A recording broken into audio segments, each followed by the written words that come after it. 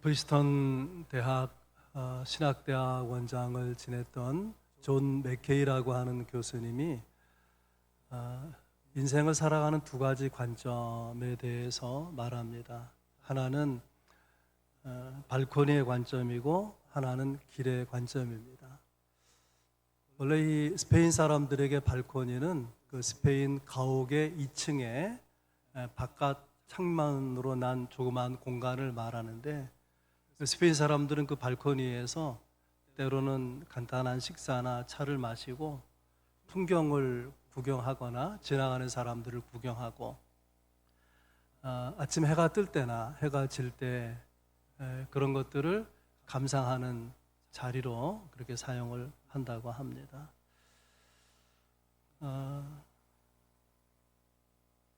이 발코니의 관점이라고 하는 것은 한마디로 말하면 구경하는 거죠.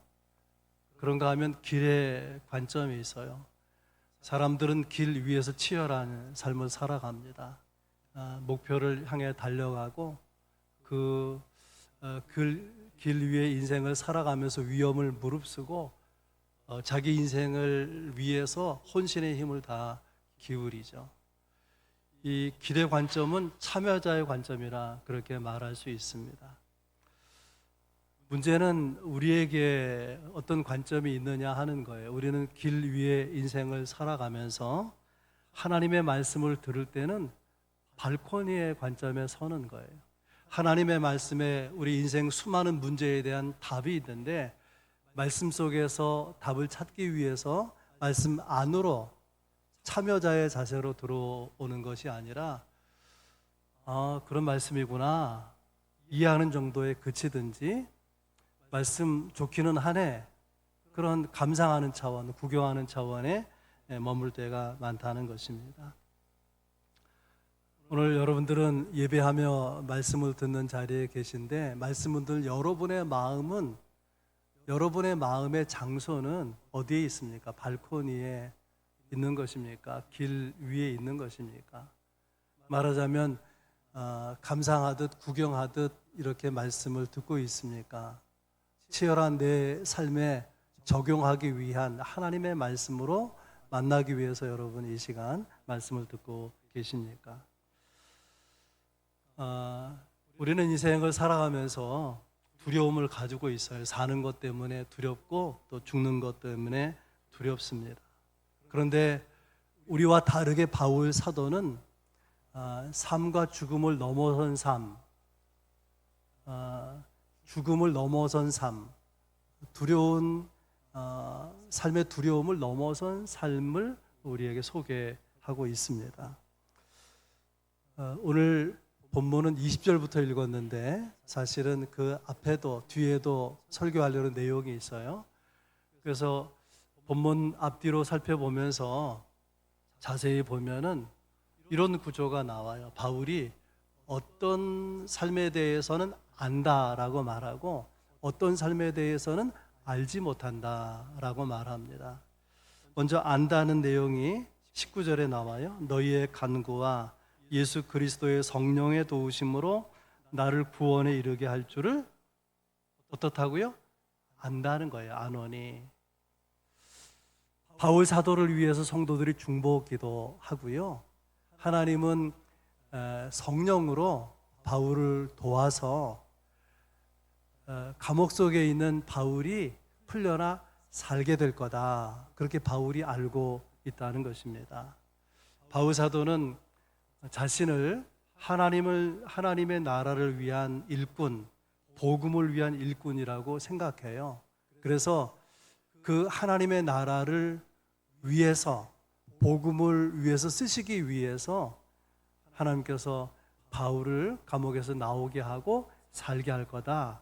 그렇게 여겨진다고 하는 것입니다. 그런가 하면 22절에서는 바울이 알지 못한다 그런 말을 해요. 그러나 만일 육신으로 사는 이것이 내 일의 열매일진데 무엇을 택해야 하는지 나는 알지 못하노라. 무엇을 택해야 할지 모르겠다. 이게 무슨 말이냐면 21절에서는 내가 사는 것이 그리스도니 죽는 것도 유익하다. 그렇게 바울이 말했어요. 죽어서 천국에 가서 영원히 주님과 함께 사는 것, 그 좋겠다 그 말이에요. 그러나 이 땅에 살아남아서 복음을 전해서 복음 전도의 열매가 맺힌다면 그것도 나쁘지 않다.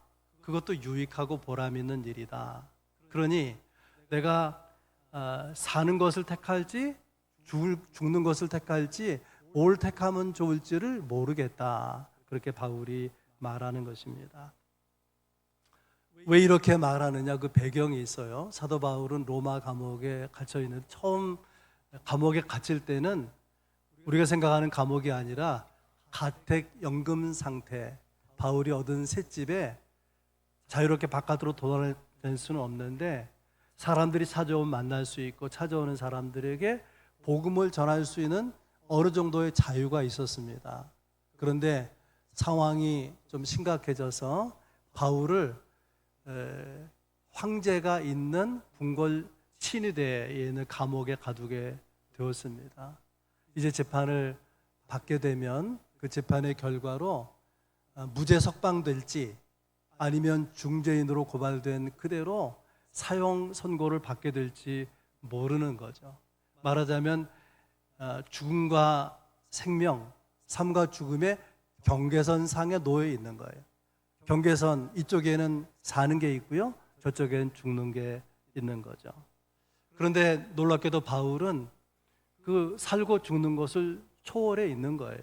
20절 말씀 대단히 유명한 구절이고 많은 사람들이 외우고 있는 요절 같은 말씀이죠. 나의 간절한 기대와 소망을 따라 내가 아무 일에든지 부끄러워하지 아니하고 지금도 전과 같이 온전히 담대하여 살든지 죽든지 내 몸에서 그리스도가 존귀하게 되게 하려 하나니. 이 간절하다는 말로 시작하는데요, 이 간절하다는 말은 머리를 들고 어떤 것을 이렇게 주시해서 바라보는 것을 말하는 거예요. 그러니까 바울이 시선을 다른 데로 돌리지 않고 시선을 떼지 않고 집중해서 바라보고 있는 그것이 간절함이다 그 말이에요. 그럼 바울이 시선을 집중해서 시선을 떼지 않고 바라보는 대상은 누구냐? 예수 그리스도죠. 예수 그리스도를 바라보고 내가 간절한 소망이 있다면 나를 통해서 그리스도가 존귀하게 되는 일이다. 이 또 존귀하다는 말이 이제 뒤에 가서 한번 다루겠는데요, 크게 높인다 그런 뜻이 있어요. 바울은 그가 신앙 안에서 성령의 그 역사하심을 알고 있고 자기를 향한 하나님의 뜻을 알고 있고 무엇을 위해 살아가야 되는지를 알고 있어요. 그리고 바울이 모르는 것은 자기 인생의 미래가 죽게 될지 살게 될지 환경이 어떻게 달라질지를 모른다는 거예요. 바울이 알고 있는 것은 그가 열망하는 것에 대해서 알고 있는 것이고 그가 모르는 것은 환경과 여건, 현실에 대해서 어떻게 흘러갈지를 모른다, 그렇게 말하는 것입니다. 여러분, 우리는 어떻습니까? 우리는 왜 사는지 무엇을 위해 사는지에 대해서는 그닥 관심이 없어요. 그것을 알고자 하는 진지한 열망이 없습니다. 뭐에 대해서 알고자 하는 지대한 관심이 있는가 하면은 상황에 대해서, 여건에 대해서, 내 삶의 결과에 대해서 지대한 관심을 가지고 있죠. 문제는 그래도 모른다는 거예요. 우리는 상황이 어떻게 달라질지, 결과가 어떻게 될지 모르기 때문에 불안하고 두려워하고 염려하지 않습니까? 우리가 언제 이렇게 두려움에 떨며 연약함에서 벗어나 강한 그리스도인으로 살 수 있느냐? 알아야 될 것을 알고 있을 때, 바울처럼. 그리고 무엇보다도 예수 그리스도를, 하나님을, 또 그 뜻을 알고 있을 때 강하게 살아갈 수가 있는 것이죠. 여러분, 우리가 알고자 해도 알 수 없는 환경이나 여건이나 삶의 결과는 바울처럼 다 주께 맡겨버릴 수 있기를 바랍니다. 그러면 강하고 담대하게 살아갈 수가 있는 거예요. 여러분, 오늘 본문을 제가 읽을 때 눈치채셨는지 모르지만은 바울은 오늘 본문을 통해서 계속해서 살고 죽는 것에 대해서 이야기합니다. 본문 앞에 19절에는 구원에 이른다. 감옥에서 벗어나 산다 그 말이죠. 20절에는 살든지 죽든지, 21절 사는 것 죽는 것, 22절 사는 것이 열매다, 23절 둘 사이, 그러니까 죽는 것 사는 것 사이에 내가 끼어 있다, 24절에 육신으로 있는 것, 육신으로 사는 걸 말하죠. 25절에 내가 살 것과, 계속해서 산다 죽는다 이야기를 하는데, 이 표현이 내가 너무너무나 살고 싶다, 나는 정말 죽고 싶지 않다, 그런 것을 말하는 것이 아니라, 바울은 이미 제가 말씀드린 대로 내가 죽는 것도 유익함이 있고, 내가 이 땅에 사는 것도 유익함이 있고 보람이 있다, 그렇게 생각을 합니다. 그리고 그렇게 생각하게 되는 중심에는 뭐가 있냐면 예수 그리스도가 있는 거예요. 21절에 이런 내게 사는 것이 그리스도니 죽는 것도 유익함이라. 그리스도 때문에 바울은 삶과 죽음을 초월한 그런 삶을 살아갑니다. 그래서 제가 설교 제목을 뭐라고 정할까? 어떻게 정하면 이 전체 내용을 다 포괄하는 제목이 될까? 제목이 뭐죠? 죽음을 넘어선 삶. 이 땅에 사는 거예요. 죽을까 벌벌 두려워 떠는 것이 아니라 그걸 초월해서 죽음을 넘어서서 사는 삶. 도대체 어떤 삶일까? 오늘도 세 가지 내용으로 나눠서 말씀을 함께 생각하면서 은혜 받기 원합니다. 첫 번째, 죽음을 넘어선 삶은 천국을 사모하는 삶입니다. 천국을 사모하는 삶.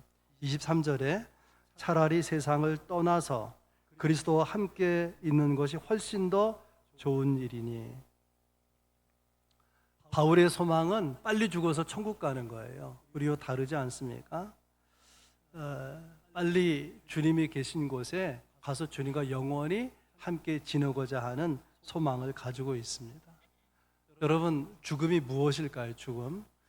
안 믿는 사람들에게 있어서 죽음은 인생이 끝나는 거죠. 그러니까 죽는 것을 두려워하고 안 죽으려고 발버둥치고 그러는 거죠. 다른 믿음을 가지고 있는 사람에게 있어서 죽음은 무엇인가? 그것은 내가 사모하는 주님을 만나는 거예요. 또 내게 그 주님이 약속하신 의의 면류관, 생명의 면류관을 그 천국에서 받는 거죠. 복음서와 요한계시록 말씀을 종합해서 볼 때에 바울이 사모하는 그 천국은요, 신랑이 신부를 위해서 예비한 집과 같다. 주님이 우리를 위해서 예비한 집과 같다는 거예요. 바울은 이 천국을 경험했어요. 성경에 보면 3층천에 다녀온 사람이 있다. 자기를 말하는 거거든요. 셋째 하늘은 천국을 말하는 것입니다. 그래서 천국을 맛본 사람이기 때문에 이 땅에 더 살고 싶다는 미련이 없는 거예요. 그래서 죽음을 지나서 천국의 주님과 함께 있는 삶을 그렇게 사모했다. 그것이 바울이 가지고 있는 소망인 것이죠. 성도들에게 천국에 대한 믿음, 천국이 있느냐, 천국이 있다는 것을 믿느냐라고 물으면 대부분의 성도들은 믿는다고 말합니다. 그래서 천국이 있다는 것을 믿기 때문에 그러면 지금 죽어도 좋으냐라고 말하면 바로 대답이 나오질 않아요. 맞지 않습니까? 어느 가정에서 있었던 이야기인데요. 그 가정의 어머니, 시어머니가 노환으로 죽어가는데 이제 임종을 앞두고 있기 때문에 다 가족들이 임종을 지키려고 한 자리에 모였습니다. 곧 돌아가실 것 같은데 숨을 헐떡거리면서 숨쉬기 힘들어하면서 죽지는 않는 거예요. 그래서 며느리가 시어머니에게 이렇게 말합니다. 어머니, 죽으면 천국 가시는 거예요. 그 천국에는 남편인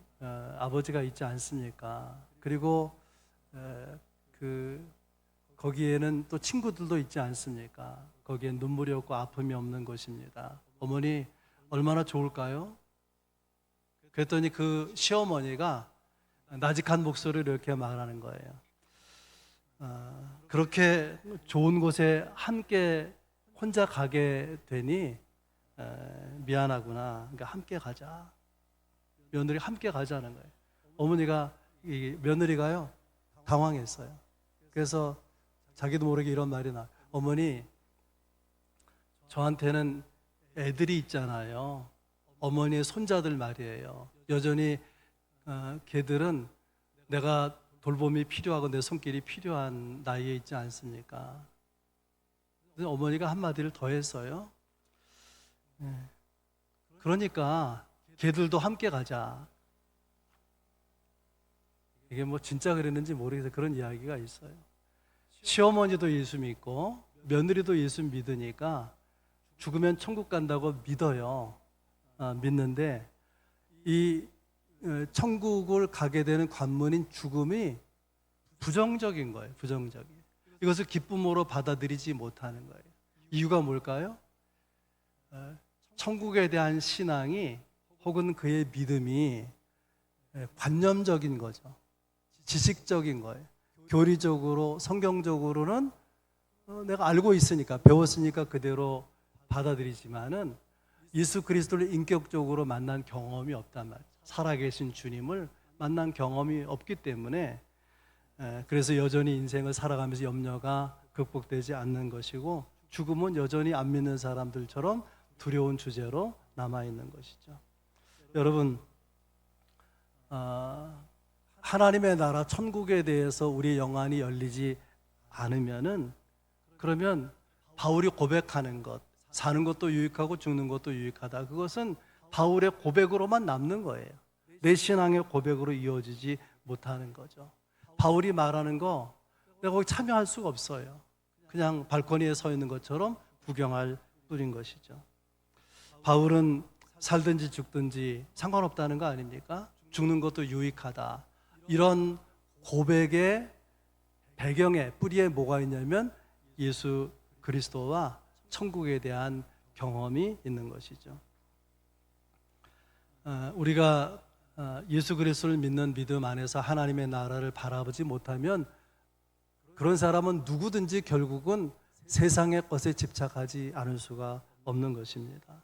그래서 사도 바울처럼 여러분들이 천국을 경험하진 않더라도 천국에 대한 영적인 안목이 영원히 열려질 수 있기를 주의 이름으로 축원합니다.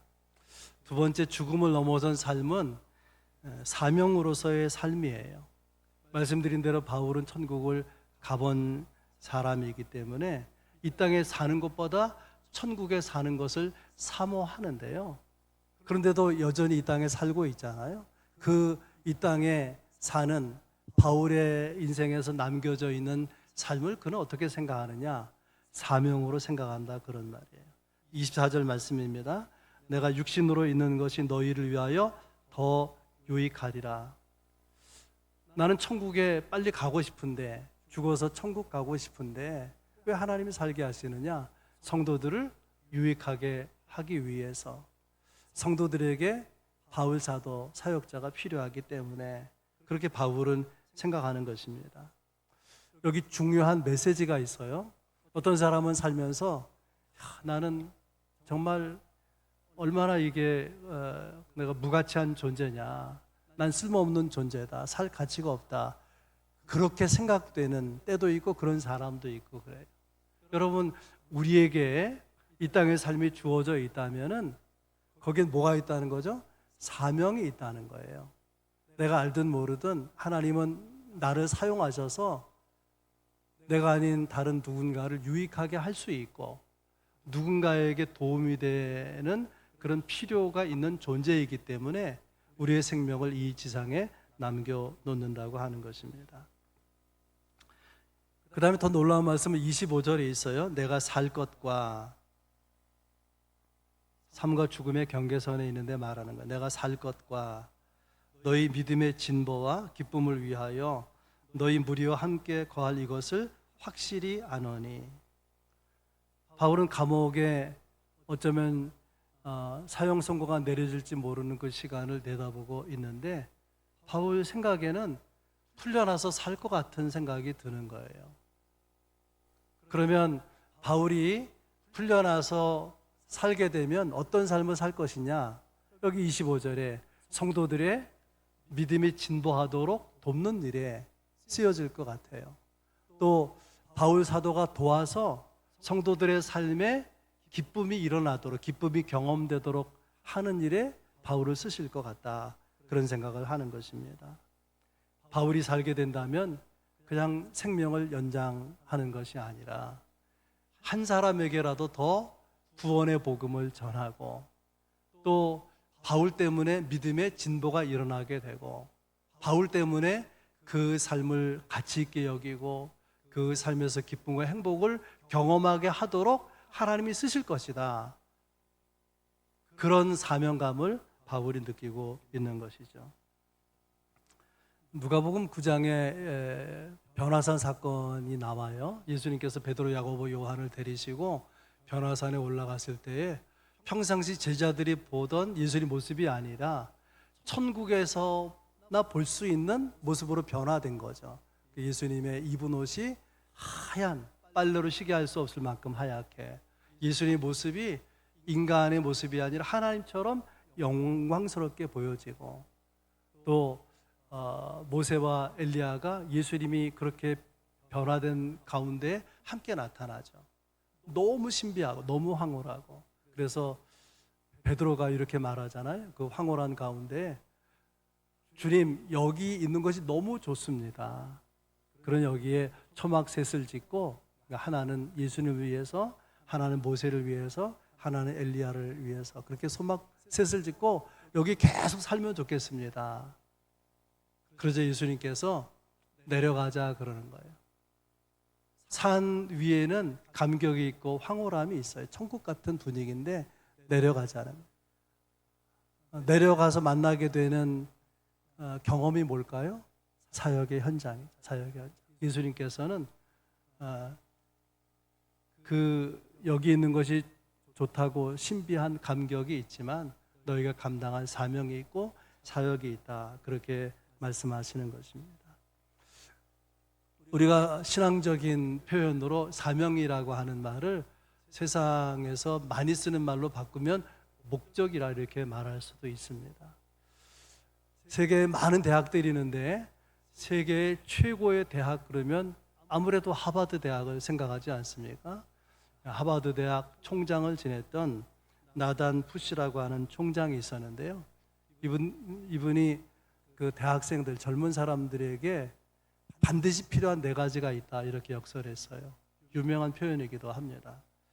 첫째는 마음껏 흔들 수 있는 깃발, 두 번째는 목 놓아 부를 수 있는 노래, 세 번째는 철저히 믿을 수 있는 사상, 신조를 말한 것, 진리, 네 번째는 믿고 따를 수 있는 지도자.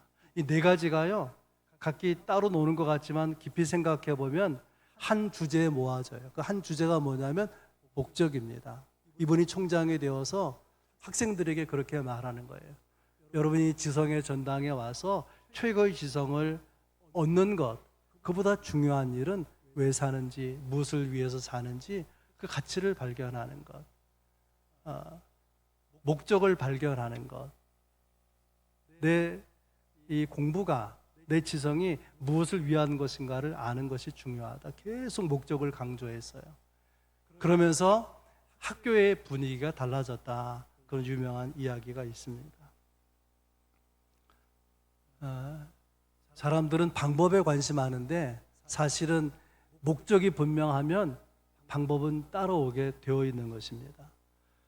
우리가 알고 있는 바울이 바울 될 수 있었던 가장 중요한 비결이 뭐냐면 그는 목적 지향적인 사람, 목적이 확실한 사람이었다. 목적에 이끌리는 삶은 사는 사람이었습니다. 근데 그 목적이 뭐냐? 그것은 그리스도를 존귀하게 하는 일. 원문에는 이거 메갈리노라고 되어 있는데 우리가 메가토금 그런 말 하잖아요. 뭐 메가피시, 또 메가시티 뭐 이런 말을 하죠. 메가는 엄청나게 큰 걸 말하는데 메갈리노는 뭐냐면 크게 높여서 사랑하는 거예요. 그게 존귀히 여기다 그런 뜻이죠. 보통 사람들은요, 보통 신앙인들은 주님을 사랑하긴 하지만 어떤 삶의 그 정황에서 내 삶에 손해가 나는 걸 견디지 못해요. 내 이름이 욕을 먹는 것, 자존심 상하는 걸 못 견뎌합니다. 그리스도의 이름이 더럽혀지더라도 내 이름은 더럽혀질 수 없다. 하나님의 영광이 가리워져도 나는 결코 손해볼 수 없다. 그렇게 살아서는 안 되는 거죠. 바울의 삶의 소원은 오직 그리스도를 존귀하게 하는 데 있었다는 것입니다. 또 하나는요, 성도들을 위한 소원이 있는데 24절에 보면 내가 사는 것이 너희를 위하여 유익하다. 25절에 내가 사는 것이 너희의 믿음의 진보와 기쁨을 가져오게 될 것이다. 이렇게 믿음이 진보하게 되고 그 신앙 속에서 기쁨과 행복을 누리게 되면 그들을 통해서도 그리스도를 존귀하게 하는 삶이 이루어질 것이기 때문에 이것을 위해서 만약에 내가 이 땅에 남은 생애를 살아간다면 난 그리스도를 존귀하게 하는 일, 성도들을 위하는 일, 그것을 하고 싶다는 거예요. 이것이 바울의 삶의 이해예요.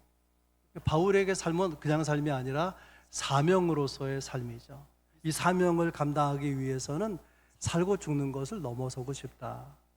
이 죽음을 넘어선 삶의 가치관, 그런 거룩한 신앙이 여러분 가운데 도전이 될 수 있길 바랍니다.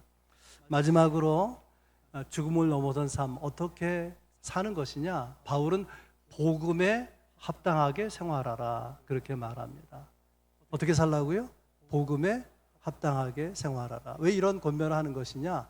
복음이 너무나 귀중한 것이기 때문에 우리가 복음을 알고 소중히 여기는 그 정도가 아니라 굉장히 복음이 소중한 것이고 또 하나 이유는 우리가 하늘의 시민권을 가진 자이기 때문이라고 하는 거예요. 바울의 편지, 이 빌립보서를 받고 있는 이 도시는 빌립보 도시 아닙니까? 이 빌립보 도시에 로마 시민들이 살고 있는데 로마 시민들은 로마 시민이기 때문에 특권을 누릴 뿐 아니라 로마 시민의 뭐라고 말할까요? 그 로마 시민다움, 로마 시민의 정체성, 로마 시민의 전통, 풍습을 반드시 지켜야 될 책임이 있는 거예요. 그래서 그런 말이 있어요. 로마 시민은 아무리 배고파도 구걸해서는 안 된다. 또 로마 시민은 상대방이 알아듣든 못 알아듣든 상류층이 쓰던 언어인 라틴어를 써야 되고 로마 사람들이 입는 옷을 입어야 되고 또 로마 사람이 쓰는 언어를 사용해야 된다. 그런 의식을 가지고 살았다고 하는 거예요. 마찬가지로 하늘의 시민권을 가지고 있는 사람들이기 때문에 복음에 합당하게 생활하라 라고 권면하는데요. 어떻게 사는 것이 복음에 합당하게 사는 것이냐, 두 가지로 말씀을 하고 있는 걸 말씀드리고 정리하겠습니다. 첫째는 복음 신앙에 협력하라. 27절에 그렇게 나와 있죠. 기회를 얻든지 못 얻든지 복음 전하기를 스스로 힘쓰고 또 누가 복음 전하는 일에 헌신하는 사람이 있다면 그를 협력하라, 그를 도우라, 그런 뜻입니다. 우리의 삶을 통해서 말하자면은 선교사로 나간 사람이 있다면 선교비를 보내서 협력하고 그를 위해서 중보 기도하고 이것이 복음에 합당한 생활이라는 거예요. 복음 신앙에 협력하는 모습이라고 하는 것입니다. 협력자가 없으면 사역의 현장에서 복음 전하는 현장에서 어려움 당할 때 그를 도와줄 사람이 없잖아요. 변명해 주거나 건져 주거나 그럴 사람이 없기 때문에 매를 맞을 수도 있고 감옥에 갇힐 수도 있고 죽을 수도 있는데 협력자가 있으면 이 전도 선교사가 활발하게 이루어지는 거죠. 바울에게 많은 협력자가 있었던 것처럼. 그래서 복음에 협력하는 자가 되라. 여러분 그렇게 사시기를 바랍니다. 두 번째는 두려워하지 말라는 거예요. 복음에 협력하는 자로 살아가다가 어려움을 당할 때 결코 두려워하지 말라. 28절입니다. 무슨 일이든지 대적하는 자들 때문에 두려워하지 아니하는 이 일을 듣고자 함이라. 두려워하지 말라. 마태복음 10장 28절에 몸은 죽여도 영혼은 능히 죽이지 못하는 자들을 두려워하지 말고 오직 몸과 영혼을 능히 지옥에 멸하실 수 있는 일을 두려워하라. 복음에 협력하는 사람은 두려움이 없어야 된다. 두려우면 협력이 끊어지잖아요. 우리가 복음 신앙에 협력하면, 복음 전하는 자들 협력하면 우리의 삶을 주님이 지켜주시고 책임져 가실 것입니다. 근데 바울이요, 이 대목에서 매우 중요한 이야기를 28절 하반절에서 합니다. 그들에게는 멸망의 증거요, 너희에게는 구원의 증거니. 우리가 두려움 없이, 두려워하지 아니하고 복음에 협력하면 대적은 망하는 시간이 될 것이고 너희는 구원 얻는 기회가 될 것이다. 그런 뜻입니다. 여러분, 우리가 복음 사역에 협력할 때 사단이 방해하잖아요.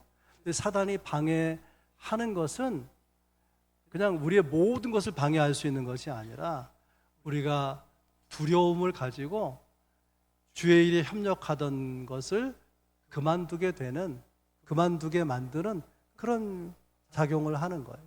그러니까 두려워하지 않으면 사단의 그런 그 영향에서 벗어나게 되고 사역은 열매를 맺게 되는 것이죠. 그래서 한마디로 말하면 복음에 합당하게 생활하는 것, 그것은 두려워하지 말고 복음 전하는 자들을 어떻게 하라는 거예요? 도우라, 그 말이에요. 여러분, 그렇게 사시기를 바랍니다. 이 빌립보 지역에 로마 시민들이 많다 그러지 않았습니까? 퇴역한 군인들도 이 빌립보 도시에 많이 살고 있었는데 로마 군인이 가지고 있는 사상이 있어요. 이렇게 머리에 박힌 사상. 그것이 뭐냐면 로마 군인은 두려워하면 안 된다라는 거예요. 두려워하면 안 된다. 사람에겐 다 두려움이 있죠. 전쟁은 또 얼마나 두려운 것입니까? 근데 로마 군인은 전쟁터 나가서 대적 앞에서 두려워하면 안 된다. 두려워하면 로마 군인답지 못하다는 거죠. 그래서 로마 군인으로서 불명예가 뭐냐면은 전쟁터에서 두려워서 무서워서 도망가는 거예요. 도망가요. 로마 군인이라고 하는 그 자부심 때문에 죽더라도 도망가지 않는단 말이죠. 바울 사도는 무엇을 말하려고 하는 거냐면은 로마 시민권만 가져도, 로마 군인만 가져도 로마 시민답게 살려고, 로마 군인답게 살려고 하는데 너희는 하늘의 시민권을 가지고 있으면서 두려워하는 것이 말이 되느냐, 그런 말이에요. 함께 하시는 성령님, 함께 하시는 주님의 은혜를 생각하고 두려워하지 말라고 하는 것이죠. 인생의 진정한 성공은 이렇게 말할 수 있어요. 내가 목숨 걸 만한 일을 발견하는 것이다. 그러면 성공한 것이라고 볼 수 있어요. 왜냐하면 우리가 인생에서 가장 두려워하는 것은 죽는 거죠. 그래서 죽인다 그러면 겁나고 죽는다 그래도 겁나고 그런 거 아니겠습니까? 근데 어느 순간에 내 목숨보다 더 소중한 것이 눈에 들어와요. 그것이 성공이라 그런 말입니다. 목숨보다 더 소중한 것이 보여질 때에, 그것이 내 안에 들어오게 될 때에 내 삶에는 용기가 생기는 것이고 내 삶은 변화되어 나가는 것이죠. 어떤 사람들은요, 사는 걸 지루해해요. 살아왔는데 또 오늘을 살고 내일을 살아도 별반 달라질 것 같지 않고, 그러니까 삶이 지루하고 맹탕인 것 같고 이렇게 그냥 삶을 연장해야 되나 그런 생각을 가질 때가 있는데, 오늘 주제를 통해서 말씀드리면은 사는 것보다 소중한 소망을 발견하지 못해서 그런 것입니다. 사는 것보다 소중한 무엇이 신앙 안에 있지 않겠습니까? 바울 사도는 그걸 발견했기 때문에 이렇게 말합니다. 내가 이 땅에서 죽어도 좋습니다. 왜 그럴까요? 천국이 있으니까. 내가 이 땅에 사는 것도 좋습니다. 왜 그럴까요? 사명을 감당하게 되고 열매를 맺을 수 있으니까. 여러분의 삶을 통해서 그리스도를 존귀하게 하고 또 그리스도를 존귀하게 하면서 하나님이 여러분과 주시는 은혜를 풍성하게 누리면서 바울과 같이 죽음을 넘어선 삶을 가지는 삶의 진정한 승리자가 될 수 있기를 주의 이름으로 축복합니다. 좋으신